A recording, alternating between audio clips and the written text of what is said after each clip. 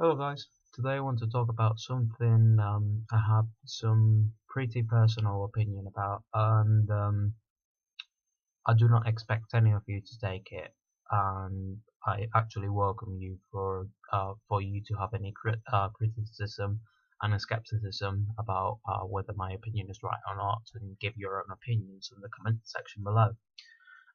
Basically, today I want to talk about the conflict between the vernacular and the global or interregional. Um, First off, I want to say there's nothing wrong with either.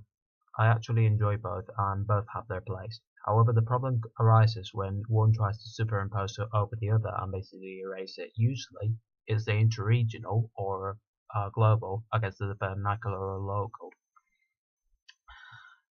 What I mean by these is the vernacular or local is particular to that for a certain place.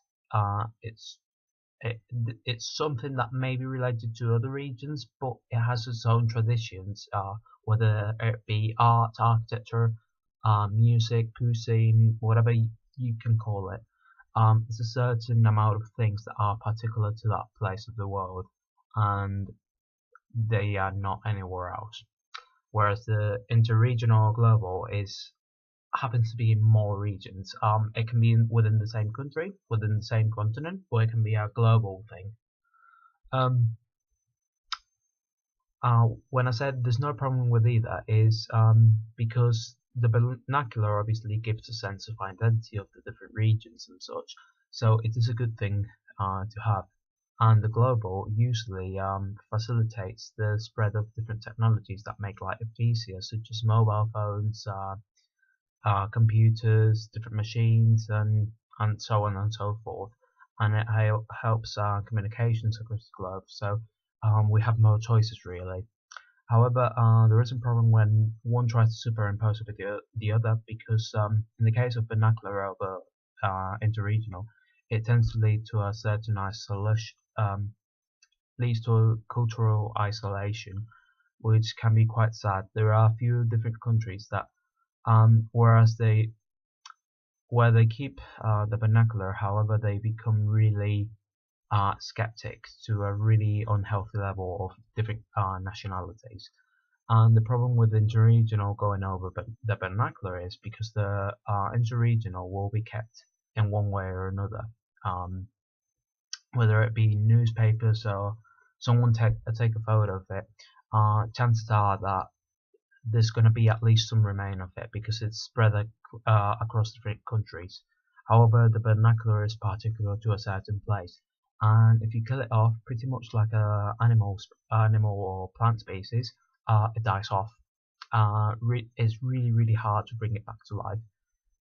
This has happened to languages really often, and many of the languages that are spoken today, or at least a few years ago, are disappearing every day because there's no one to keep on the legacy. So we get to the point where there are many things that, if we do not protect them, they will not thrive. They will just disappear. But then there's one problem that arises from this, and culturally, it's really a decision of people continuing the traditions or not. And here is the main problem. Do we keep the traditions, or do we let the people choose?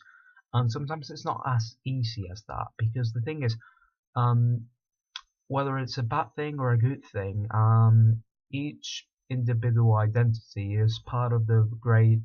It's like a small shard of the mirror that is humanity. And even if you destroy one, you are destroying the bigger picture. So I'm not saying that people should continue the traditions, but at the very least, it would be good to at least record them or keep them alive in some sense. I'm not asking, definitely, I'm not asking people to, not forcing people to get involved with them. However, it's just it's just sad to see many communities becoming the same thing as the next city to it. We have many cities across the globe now that they don't really feel like they are part of the country. Of course, if it's a capital, it's supposed to be more international in a way because kind of has to deal with more international affairs, and I understand that. And if there's been a fire or whatever that has taken many of the buildings, I do understand that there are new buildings to be built on top of the ruins of that. However, when you go, for instance, to London, you don't really get a British feel, and sorry for Londoners, but it's just the truth. And same applies to pretty much many Western capitals throughout the world. And it's just sad to see that. I mean, obviously, not every, you cannot say that one city represents the British identity completely and just stay at that. Obviously not, because there's many different localities within even the UK, and it's a relatively medium-sized country. It's small by some other countries' standards. So, but for instance, if you want a more British feel, you would go to York instead of London. The thing is, it as I said in the beginning of the video, there's a place for both, you know. But it's just sad to see when you are losing this local identity of different places around your country, and they're not really going to come back unless someone is really particularly fond and makes some kind of revival. I'm actually really happy for different movements throughout the 19th century under the bigger umbrella of Romanticism that brought back many things back to life. For instance,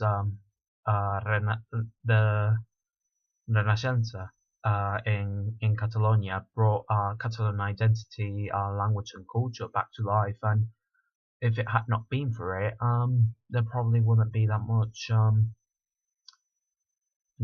patriotism for that region.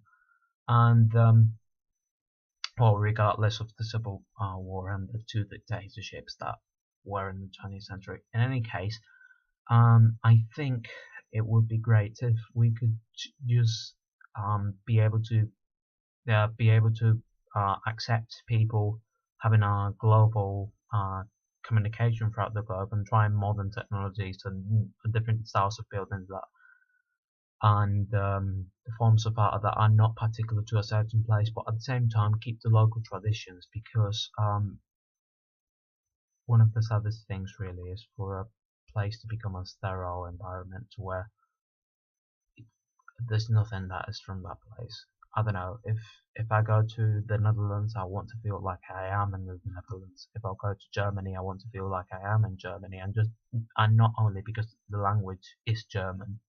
I want to go to a country and feel like I am in that country. I want to feel like, even if there are similarities, it's got its own thing going on. I want to go to any village and have a feeling that it's not like the next one, and not only because the geography and the distribution of houses is a little bit different. No, I want to feel like each single place still keeps its small history alive.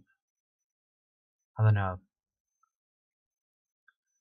As I said, this is a really personal video. You may have opinions against or with my own, and I will definitely be really interested to see what your opinions are on the comment section below. But it's just, I don't know, I just noticed this a lot as an architecture student. It's just, you see many buildings are being demolished, whether by time and they would collapse otherwise, or because some architecture firm just decides to destroy a historical site that has no protection by the law. It's just, I don't want everywhere to just be the same. I personally, one of my main goals for architecture at the moment is to basically keep the local traditions alive, but not necessarily replicating what there is already there. You can even have a blend of the two, of the interregional and the modern with the more traditional and vernacular. You can use modern materials with a previous form of architecture that was more effective.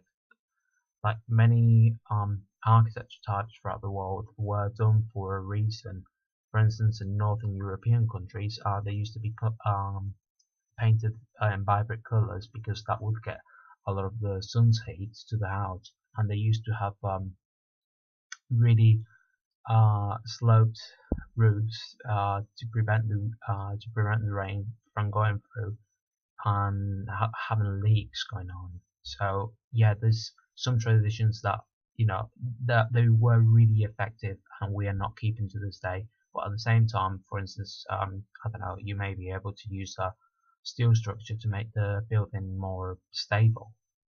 It doesn't have to be one or the other. You can always have a blend. There's been really effective things going on within that trend.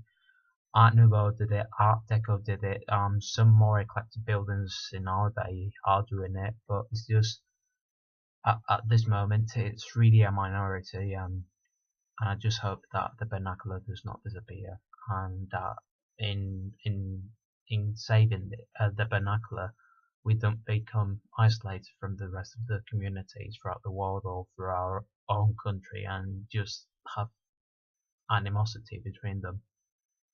So I'll see you in the next video. Bye.